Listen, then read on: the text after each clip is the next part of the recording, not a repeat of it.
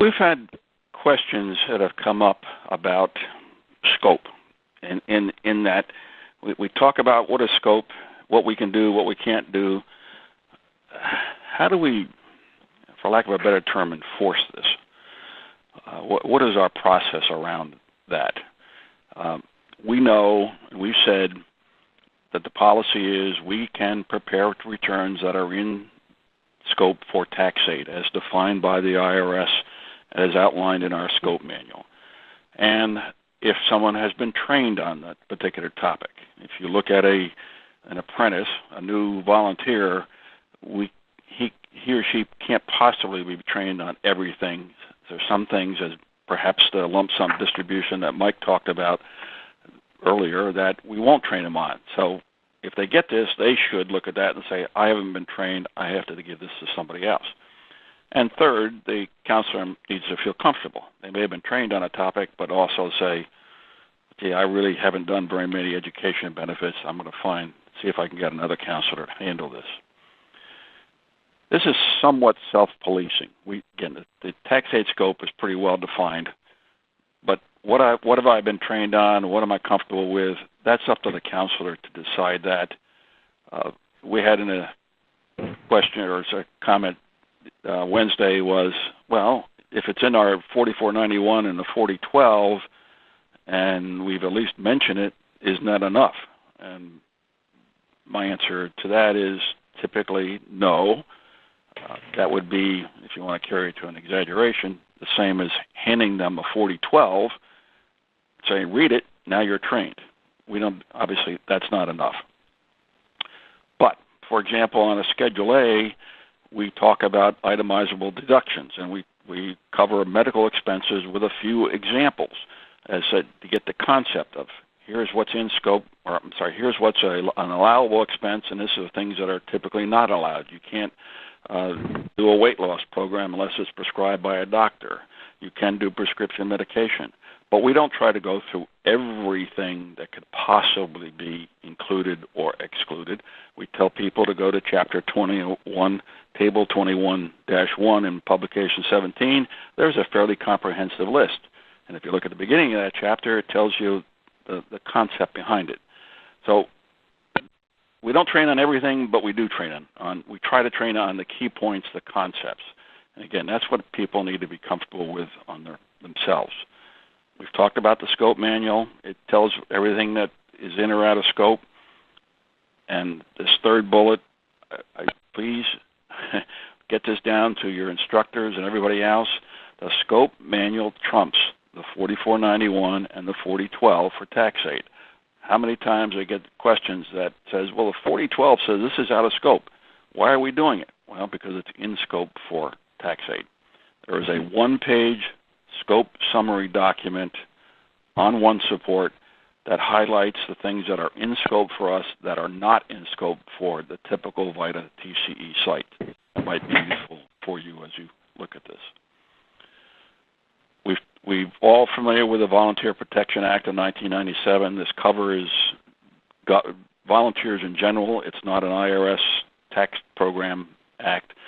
If it's not willful, it's within our training, it's within our scope, we're protected. And the consequences of people going out of scope, particularly out of scope as defined by the IRS for Tax-Aide, is that the taxpayer, if he's unhappy with his return and the IRS comes back and takes some action against the taxpayer may come back to us and say, you did this, you were out of scope, I want you to pay the bill. So that could come back to the counselor as a personal liability if he or she went out of scope. It could come back to the Tax-Aide program, and that has happened. Counselors can be removed from a program. That's part of the quality site requirements that the IRS has put in place. The site could be shut down, or the program grant could be put in jeopardy. So there's a lot of not good things that can happen when we go out of scope. And as recently as May, there was a volunteer removed from the program because he had gone out of scope several times, had been warned several times, and continued to do it. And so he was told, goodbye, you're no longer part of the Tax-Aide program. So what do? You're sitting there, and you're a counselor, and you find that there's a situation where somebody else has gone out of scope. And let's assume you're the quality reviewer, and you look at this, you get a return to quality review, and you realize it's out of scope, and you say, wow, we can't do this, it's out of scope. And the immediate reaction you're likely to get is something like, well, he waited 2 hours, that taxpayer waited 2 hours to get that return done, and in an hour to get the return prepared. He's been here for 3 hours, and we're going to tell him now to go away? And in the black and white world, the answer would be, yes, sorry, Mr. Taxpayer. We've now realized that this has some issues that we're not trained and allowed to work on, and you're going to have to go somewhere else. We apologize for the long delay. In the probably more shades of gray arena, the QR person and the counselor and the local coordinator and the taxpayer would all have a discussion and say, well, this return was done right, even though it's out of scope. We're going to let it go this time, but we can't do it again. And then that's what you've got to do going forward. What should happen, black and white, you say sorry. What's likely to happen is more what I just described. But you're sitting there and you see that there's an out-of-scope situation. What do? Well, you talk to the other volunteer and have a discussion with them and say, we really shouldn't be doing this. This is out of scope. This is not appropriate, whatever. If that doesn't work, you have a discussion with the local coordinator and say, hey, Sally over there is doing these out-of-scope returns. I don't think that's the right thing to do, whatever. If that doesn't go anywhere, you might need to have a conversation with the district coordinator and saying, what are we going to do? We can't continue to do these out-of-scope returns. Or you might file an incident report through One Support and say, we've got a situation where we're doing out-of-scope returns. And all that, other than step one, is just not a particularly good situation. You've created an adverse, a poor work environment.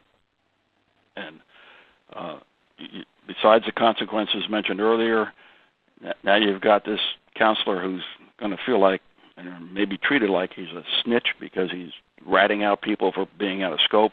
Not a good situation. That volunteer may quit. Not a good situation. Basically, there's nothing to gain by going out of scope. We shouldn't make the taxpayer's problem our problem. So the advice, the counsel to everyone is, please stay in scope. Don't go out.